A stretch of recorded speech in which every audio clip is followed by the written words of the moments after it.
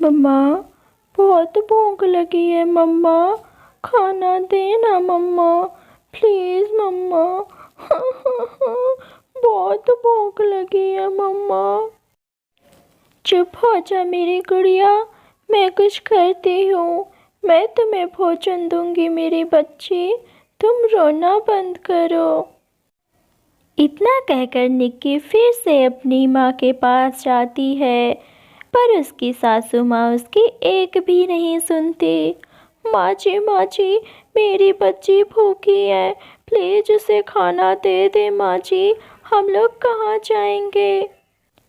माँ जी, आप ही तो एक सहारा हैं, अगर आप भी हमारे साथ ऐसा करेंगी तो हम कहाँ जाएंगे। माँ जी, ऐसा ना करें माँ जी। यहाँ से भाग के चली जा कलमोही, तुम दोनों की वजह से आज मैंने अपने बेटे को खो दिया।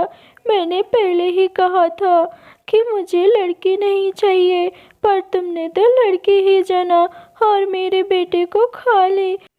इसके पैर जमीन पर पड़े नहीं कि मेरा बेटा एक्सीडेंट में मारा गया।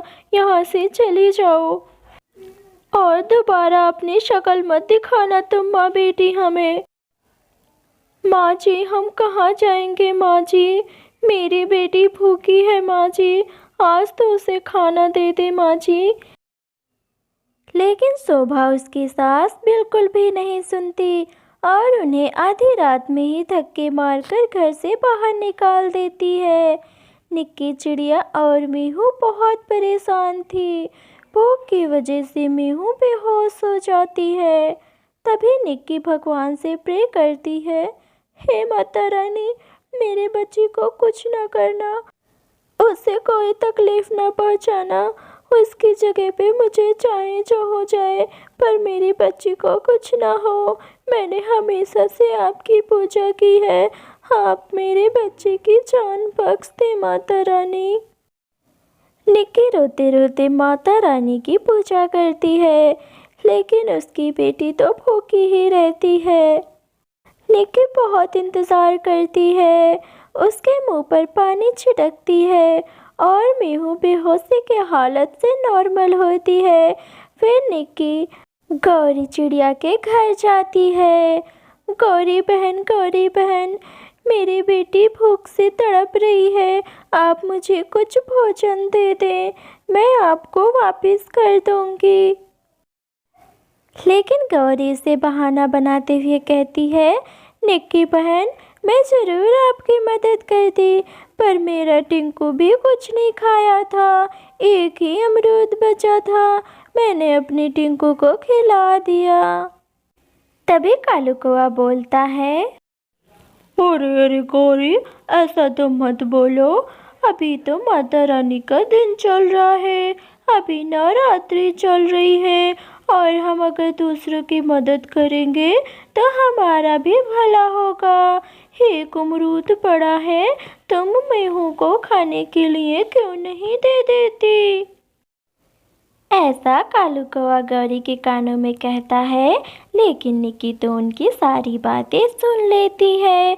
फिर भी गौरी बहाना बनाती है, निक्की बहन, अगर मेरे पास भोजन होता तो मैं ज़रूर आपकी मदद करती, आप हमें माफ़ कर दें।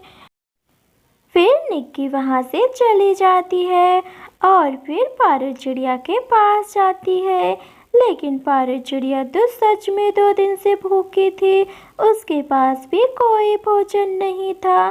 फिर दोनों चिड़िया मिलकर मीहू के लिए भोजन ढूंढने निकल पड़ती है। रास्ते में कबूतर अंकल का घर पड़ता है।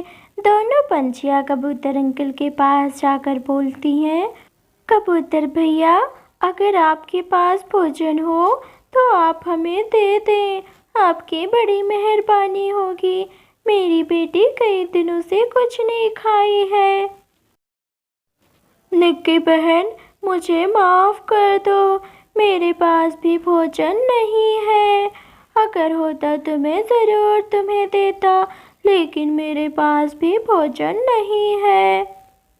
इतना कहते हुए वह अपनी फल की टोकरी छुपा लेता है, लेकिन निक्की और पारो तो उसकी फल की टोकरी देख लेती हैं। फिर भी वे लोग कुछ नहीं बोलते, चुपचाप वहाँ से बाहर चले आते हैं। इधर मीहू माता रानी के दरबार में पूजा कर रही होती है। पूजा करते करते वह बेहोश हो जाती है और मंदिर में ही गिर जाती है। इधर दोनों चिड़िया बहुत परेशान थी। उनके पास भोजन ना होने की वजह से जंगल में बैठकर दोनों रो रही थी, लेकिन वे करती भी क्या। निक्की और पारो दोनों लोग घर वापस चली आती हैं और वे देखती है कि मीहू बीमार पड़ी है और वह बेहोश हो गई है। वे लोग बहुत परेशान होती हैं। ऐसे तैसे दिन गुजर रहे थे। निक्की के पास कोई घर भी नहीं था, इसलिए वे मंदिर में ही रहती थी। इधर बहुत तेजी से आंधी आ जाती है और जंगल में कोहराम मच जाता है। सभी पंछियाँ बहुत परेशान हो जाती हैं और गौरी का घर भी उजड़ जाता है। वे लोग बेघर हो जाती हैं और भी जंगल की सारी पंछियों का घर उजड़ जाता है।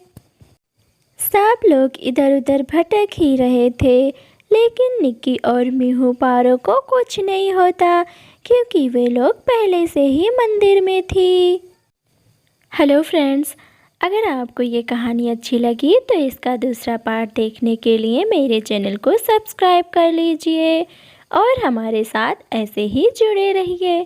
Thanks for watching.